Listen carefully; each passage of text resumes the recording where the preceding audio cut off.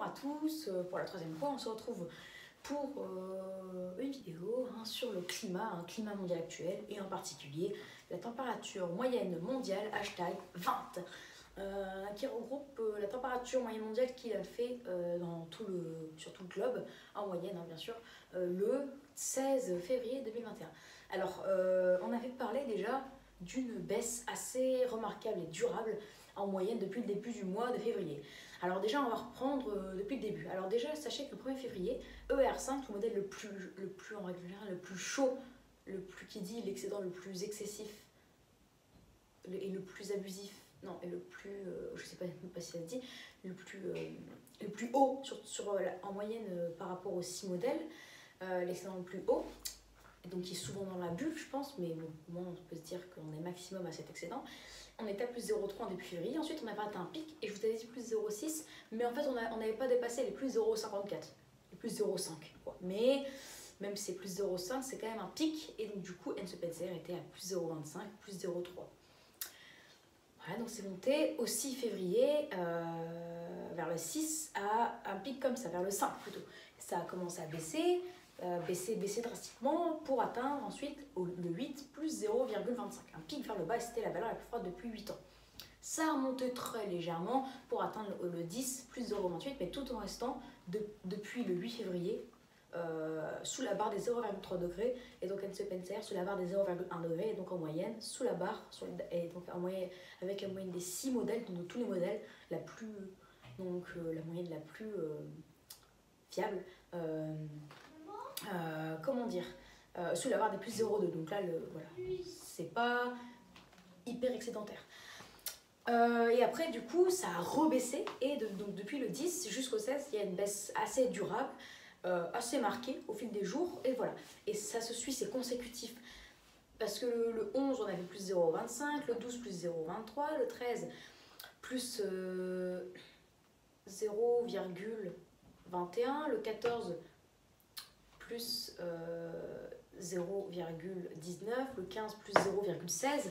Je vous avais dit du 14 au 15, on avait chuté un peu plus drastiquement en moyenne que, que du 10 au 14, où on avait chuté de 0,02 en moyenne. Là, on a chuté de 0,03. Et j'avais pensé que la baisse pourrait se freiner, du coup on aurait une baisse de 0,02, mais tout en baissant encore, vu que la vague de froid aux États-Unis avait atteint un pic le 16 février. Donc voilà. Et finalement, tout ne s'est pas passé comme prévu, donc j'ai à moitié raison vu qu'il y a eu une baisse, mais elle devient exceptionnelle, parce que la baisse a été multipliée par 2 par rapport à la baisse qui a eu lieu du 14 au 15, et multipliée par 4 par rapport à la baisse moyenne du 10 au 14. Donc voilà, on a acheté 0,06 et on est passé de plus 0,16 à plus 0,1, plus 0,104, plus 0,1 pile, très clairement. Du coup, et voilà, plus 0,1, ça fait que Enzo Penser est là à moins 0,15, moins 0,2, et qu'en moyenne, avec la moyenne des 6 modèles, je vous avais dit qu'on enlevait 0,1, donc là, on verra, mais la moyenne des 6 modèles, du coup, est normalement vraiment bien autour des 0 piles. Donc ouais, il y a un écart de 0,003 peut-être, donc voilà. Mais c'est un énorme écart, donc voilà, on est à un écart de 0,05, plus ou moins 0,05, donc là si ça se trouve on est à moins 0,05, 0 pile ou plus 0,05. Mais en moyenne on retire 0,1 degré, parfois même 0,2, parce qu'il y a des moyennes il y a des modèles qui font baisser la moyenne. Et voilà, en tout cas sachez que le R5 est même souvent légèrement au-dessus de la NASA, alors que la NASA quand même parfois ils abusent un petit peu, mais voilà. Et donc du coup la NASA là on est bien en dessous des 0,1, on est à mon avis autour avec la NASA de 0,05. Ah oui, et donc du coup ouais, c'est pas plus ou moins 0,05 parce que 0,05 c'est quand même la moitié de 0,1, c'est plus ou moins 0,01, d'accord. Donc voilà, c'est plus, ça peut calculer, ça peut, oh là là, il peut avoir 10 centièmes de degré d'écart par rapport à la vérité. Voilà. Mais en tout cas, sachez qu'en moyenne, la simonelle, on est pile autour, très clairement, à zéro, quoi. Pile zéro. Donc en moyenne, on a les températures dignes des années 90, et là, on peut être sûr et certain. Après, si on fait confiance à Heinz Spencer, bah là, on a à peu près le climat, pas des années 95, hein, vu que c'est la moitié des années de la période 81-2010, mais plutôt des années vraiment pile 90, d'après Heinz Spencer, du coup. Voilà. Donc c'est quand même très très bien hein, d'avoir chuté comme ça. Donc au plus haut, nous sommes le 16 février à plus 0,1 degré d'excédent. Donc dans tous les cas, au grand maximum, on a le climat des années, ouais, de 1995 à 2000, ça s'est quand même réchauffé, hein, faut l'avouer. Si ça se réchauffe de 0,4 degrés tous les 10 ans, alors de 1995 à 2000, ça s'est réchauffé de 0,2 degrés, automatiquement. Donc, avec un excédent de plus 0,1, on a en fait le climat des années 97-98. Donc, on a le climat des années 1995 à 2000. Voilà, très clairement. Donc, plutôt, du coup, de la période à, on va dire, 1984 à 1984 à 2013. Voilà, 3 ans après. Donc le climat des années 98. On a à peu près ce climat-là. Donc c'est très bien. Au grand maximum, on a ce climat-là. Mais au minimum, on a le climat des années 80. Enfin, 90 pile. Donc en moyenne, on a le climat des années 95 pile de la période 81-2010. Vous voyez, quand on fait la moyenne du modèle qui est plutôt bas et du modèle qui est plutôt haut. Et ouais. Donc voilà, c'est une baisse drastique, ça me fait hyper plaisir, surtout que R5 il est souvent dans la bulle, et là on a plus 0,1. Donc c'est encore une fois la valeur la plus forte depuis 8 ans, pourquoi pas même 9 ans, parce qu'en 2013 ça m'étonnerait que ER5 a atteint ça. Donc voilà, en tout cas si ça passe sous la barre des plus 0,1, alors là, et à mon avis, je pense que c'est ce qui va se passer, parce que la baisse elle a été modérée, hein, elle a été modérée et durera pendant 4 jours de 0,02, 0,03, 0, et là 0,06. Donc je pense que en tout cas si on continue comme ça, d'après la courbe statistique, la baisse serait multipliée par 2. Du coup on aurait une baisse de 0,12, et là du coup ER5 serait passé sous la barre des zéros pile. Donc c'est à dire qu'on aura un climat au plus haut, plus froid que les années 95. Et d'après Heinz Spencer, du coup, qui serait à moins 0,25, moins 0,3, bah là, on aurait le climat à peu près des années 85. Un truc, ouais, des années 85.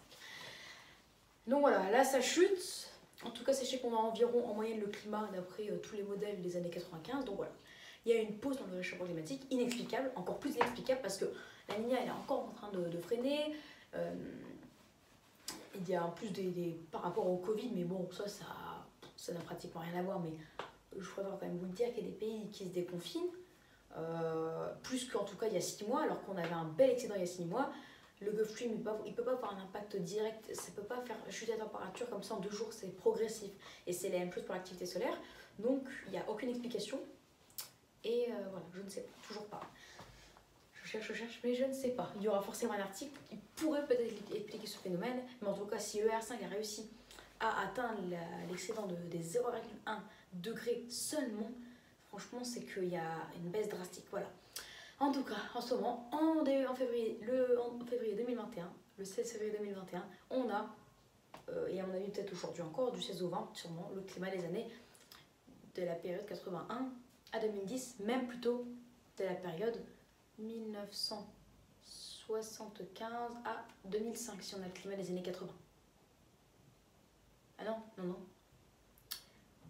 Si on a le climat des années 90, plutôt, du coup, ça serait la période 1975 à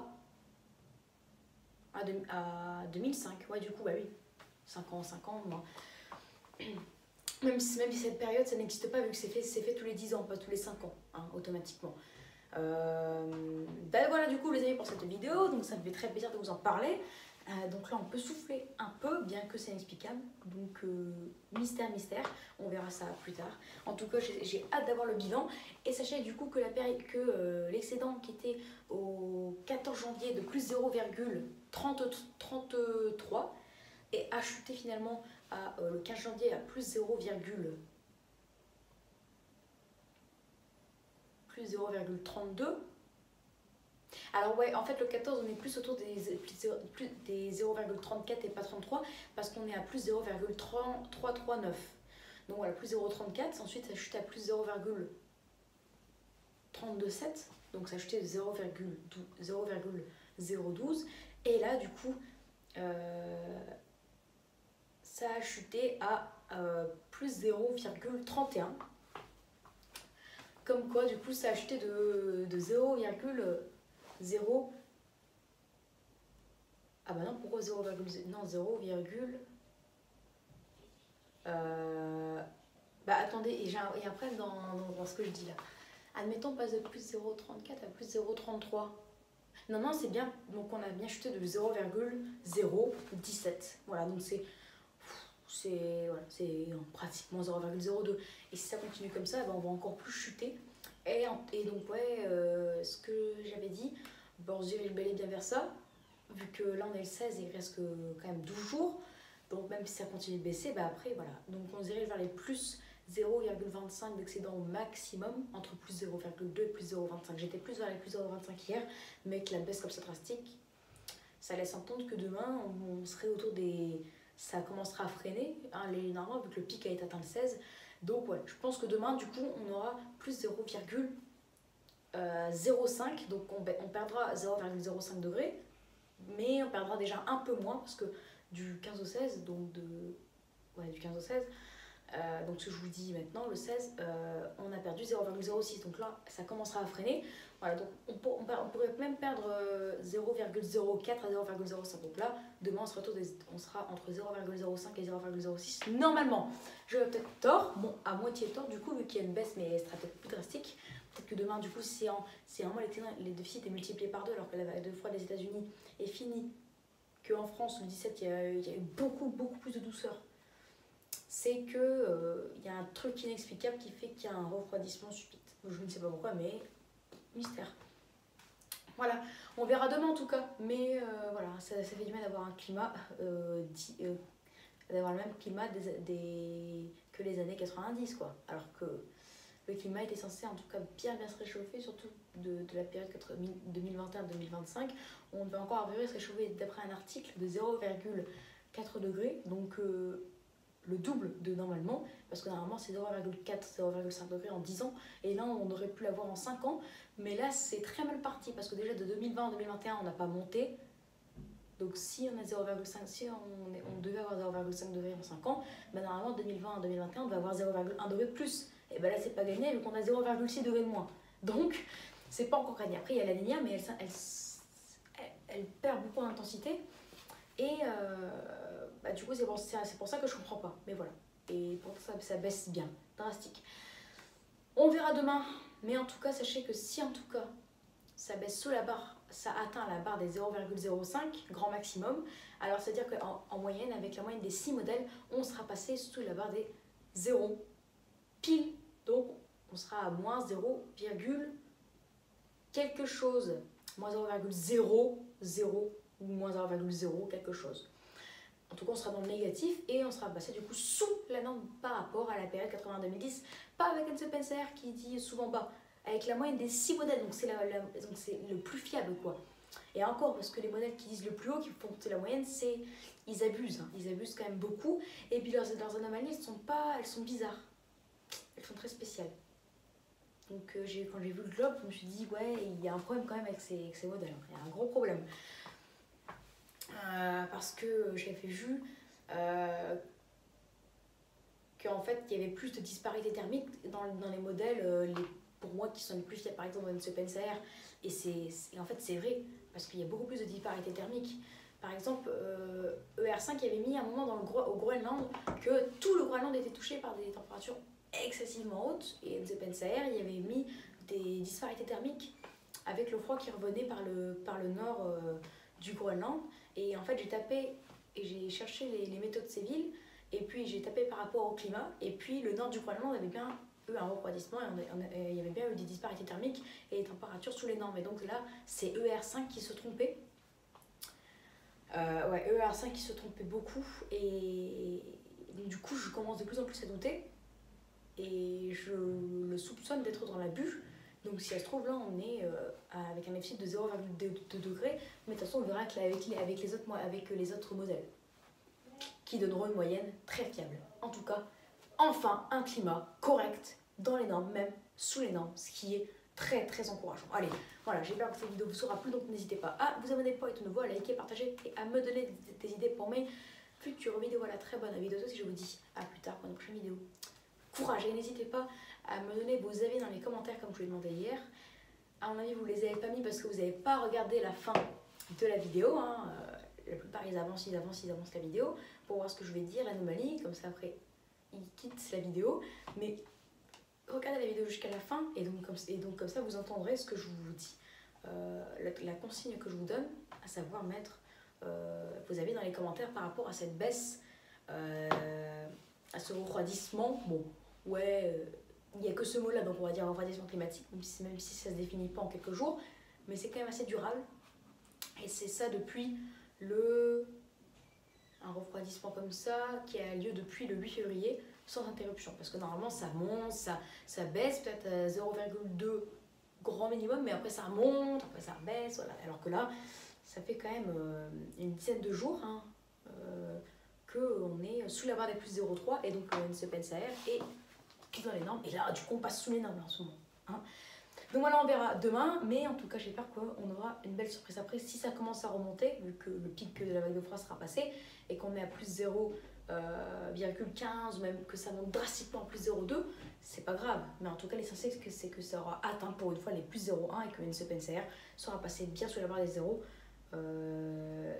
Sera passé bien sous la norme, ce qu'on attendait depuis très longtemps, moi et vous, ma communauté, parce que j'en parle depuis décembre hein, de ce modèle NCPNSAR. Et depuis décembre, on est impatient que ça baisse sous la barre des zéros, qu'on est sous les normes, quoi. Allez, ciao et à plus tard pour une prochaine vidéo. Courage. Excellent, en tout cas.